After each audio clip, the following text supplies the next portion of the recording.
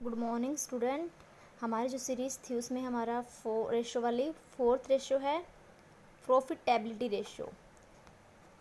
ठीक है, यानी कि प्रॉफिट कितना होगा according to investment. Main purpose क्या होता है हमारा, इसको हम कहते हैं इनकम रेशो भी कहते हैं। ठीक है, इसका मेन पर्पज़ है मैक्सिमम प्रॉफिट करना according to investment and risk. कितना रिस्क उठाया है, कितनी इन्वेस्टमेंट की है उसके अकॉर्डिंग। तो यहाँ पे सबसे पहला रेशो आपका gross profit ratio, operating ratio, operating profit ratio, दोनों में डिफरेंस है हल्का हल्का। फिर है net profit ratio, return on investment ratio. सबसे पहले हम करेंगे ग्रॉस प्रॉफिट। आपने 11th में एक चैप्टर किया था फाइनेंशियल स्टेटमेंट, उसमें क्या आता है आपका profit and trading and P&L account, after that balance sheet. ठीक है, तो उसमें ग्रॉस प्रॉफिट कहाँ पे आता है आपका, ट्रेडिंग में आता है। उसमें क्या होता है डायरेक्ट एक्सपेंसेस सारे के सारे लेस हो जाते हैं।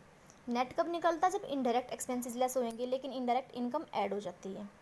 तो ग्रॉस प्रॉफिट का जो फॉर्मूला है वो है आप लोगों का gross profit return on from operating, यानी कि सेल्स कितनी हुई है वो, रिवेन्यू फ्रॉम ऑपरेशन। ठीक है, रिवेन्यू फ्रॉम ऑपरेशंस, यानी कि जो एक्टिविटी आपने संस्था में की, इंस्टीट्यूट में की है, उससे कितनी इनकम हुई, यानी कि टोटल सेल्स हम इसको बोलते हैं, मल्टीप्लाई 100। अब आपका ग्रॉस प्रॉफिट कैसे होगा, revenue from operation, sales minus में कॉस्ट। ठीक है, तो ट्रेडिंग के अंदर आता है, ये बात याद रखना ट्रेडिंग में कैसे निकलता है, हम क्या करते हैं वो। उसके बाद कॉस्ट ऑफ रिवेन्यू को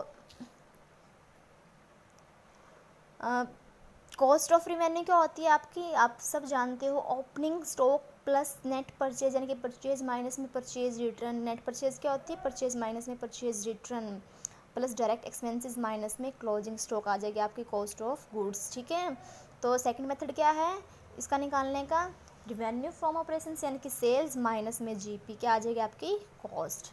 दो मेथड हो गया आपके कॉस्ट के, कोई सा भी एक आप according to their needs use कर सकते हो। उसके बाद क्या करना आपने, ऑपरेटिंग रेशियो। ऑपरेटिंग रेशियो क्या होगा, कॉस्ट प्लस में अदर एक्सपेंसेस। ठीक है, अदर ऑपरेटिंग एक्सपेंसेस जो हैं वो, क्लियर, अपॉन में रिवेन्यू फ्रॉम ऑपरेशंस, मल्टीप्लाई 100। अब कॉस्ट आप जानते हो, cost of revenue sales minus में जीपी, और सेकंड फॉर्मूला क्या था, opening plus net purchase minus में प्लस डायरेक्ट एक्सपेंसेस माइनस में क्लोजिंग स्टॉक। ठीक है, से दो फॉर्मूले हो गए आपके, दो कॉस्ट ऑफ रिवेन्यू के। ऑपरेटिंग एक्सपेंसेस में क्या क्या आता है आपका, employ benefit expenses, depreciation, office expenses, selling expenses. ठीक है, administration expenses, distribution expenses, discount, bad debts, interest on short terms loan, ना कि लॉन्ग टर्म्स लोन। ठीक है, यानी कि ये आपके ऑपरेटिंग एक्सपेंसेस है। जब हम इसको जीपी में से इसको माइनस करेंगे तो आपका क्या आ जाता है, ऑपरेटिंग प्रॉफिट आ जाता है। ठीक है, तो नॉन ऑपरेटिंग एक्सपेंसेस क्या क्या होते हैं, इनको हम इसके अंदर लेके नहीं चलेंगे, लेफ्ट करते हैं।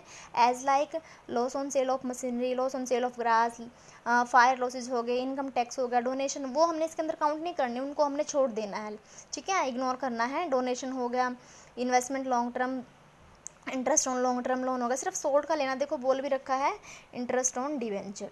उसके बाद आप लोगों का है पर्पस क्या है मेन इसका, इफेक्टिव बिजनेस करना, प्रभावशील होना, बिजनेस प्रॉफिटेबिलिटी को बढ़ाना, ये जितना कम होगा उतना ही बेस्ट होगा।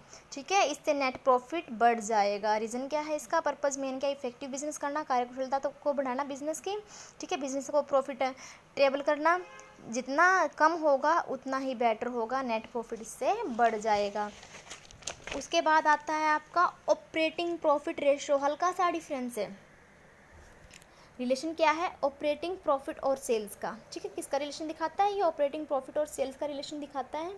Operating profit revenue from operations, अब ठीक है, मल्टीप्लाई 100। रिवेन्यू फ्रॉम ऑपरेशन को आप क्या कहते हो, सेल्स कहते हो। अब ऑपरेटिंग प्रॉफिट क्या है, ग्रॉस प्रॉफिट माइनस में अदर ऑपरेटिंग एक्सपेंसेस प्लस में ऑपरेटिंग इनकम। इनकम क्या होती है, जो फाइनेंशियल स्टेटमेंट के क्रेडिट में आती है। ऑपरेटिंग एक्सपेंसेस कौन कौन से थे, employ benefit, debenture, office administration, selling, distribution, discount, bad debts, interest on short term loan, ये इसमें क्या हो जाएंगे, माइनस होते हैं, उसके अंदर ऐड होते हैं। ठीक है, अदर इनकम क्या थी, commission received, bad debts, discount received. ठीक है, बैड डेब्ट्स रिकवर हो गए वो।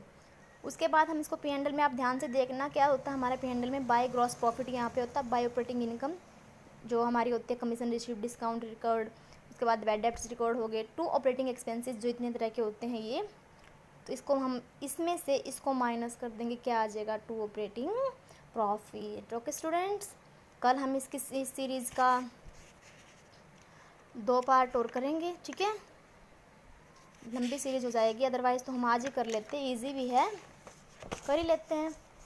अब है नेट प्रॉफिट रेशियो, क्या होता है आपका, नेट प्रॉफिट अपॉन में रिवेन्यू फ्रॉम ऑपरेशन मल्टीप्लाई 100। देखो सेल्स के अकॉर्डिंग निकल रहे, जितने भी रेशियो आपके निकल रहे हैं प्रॉफिटेबिलिटी, वो कैसे निकल रहे हैं, सेल्स के अकॉर्डिंग। तो नेट प्रॉफिट क्या कब आता है, फाइनेंशियल स्टेटमेंट के जो लास्ट में बचता है हमारा ग्रॉस प्रॉफिट, सब कुछ करने के बाद, ऑपरेटिंग एक्सपेंसेस माइनस करने के बाद, इनकम को ऐड करने के बाद क्या बच जाता है आपका नेट प्रॉफिट। तो नेट प्रॉफिट जीपी माइनस में इंटरेस्ट एक्सपेंसेस प्लस में अदर इनकम, ठीक है। तो ये आ जाएगा आपका नेट प्रॉफिट अपॉन में sales multiply 100। Return on investment क्या होता है, रिटर्न ऑन इन्वेस्टमेंट है आपकी net profit before tax and dividend, ठीक है, before interest tax and dividend multiply 100 upon में कैपिटल एम्प्लॉयड। अब जब कि कैपिटल एम्प्लॉयड है, इसको हमने ध्यान में देखना, ये क्या होती है। कैपिटल एम्प्लॉयड 2 साइड अप्रोच से निकलेगी, लायबिलिटी साइड अप्रोच और एसेट साइड अप्रोच। जो लायबिलिटी साइड अप्रोच होती है वो आप अपनी बैलेंस शीट को ध्यान में रखो, लायबिलिटी में सबसे पहले क्या आता है, शेयर होल्डर हैंड फंड्स और नॉन करंट लायबिलिटी, ठीक है। वो उसके बाद जो आपकी सेकंड अप्रोच होती है एसेट्स अप्रोच, वो नीचे आती है, लायबिलिटी के नीचे क्या होती है आपकी एसेट साइड अप्रोच, ठीक है। तो उसमें टोटल एसेट्स में क्या लोगे आप, टेंजिबल, इंटेंजिबल, ठीक है, non current assets, long term loan, advance, non current investment, ये सारी होगी, प्लस में वर्किंग कैपिटल कैसे निकालोगे, करंट एसेट्स माइनस में करंट लायबिलिटी। तो शॉर्ट फॉर्मूला क्या बनता है एसेट्स अप्रोच का, ये बड़ा, नॉन करंट एसेट्स प्लस में वर्किंग कैपिटल। नॉन करंट्स में कौन सी होती है, जो करंट एसेट्स नहीं होती, जैसे कि tangible, intangible, non current, investment, long term, advance, ठीक है, वो, और वर्किंग कैपिटल। क्लियर, ये आपकी सीरीज़ कंप्लीट हो चुकी है। इसके अकॉर्डिंग आप ये फॉर्मूला याद कीजिए, इसके बाद हम सम करते जाएंगे जैसे जैसे होगा। Okay student, like and share, subscribe my channel.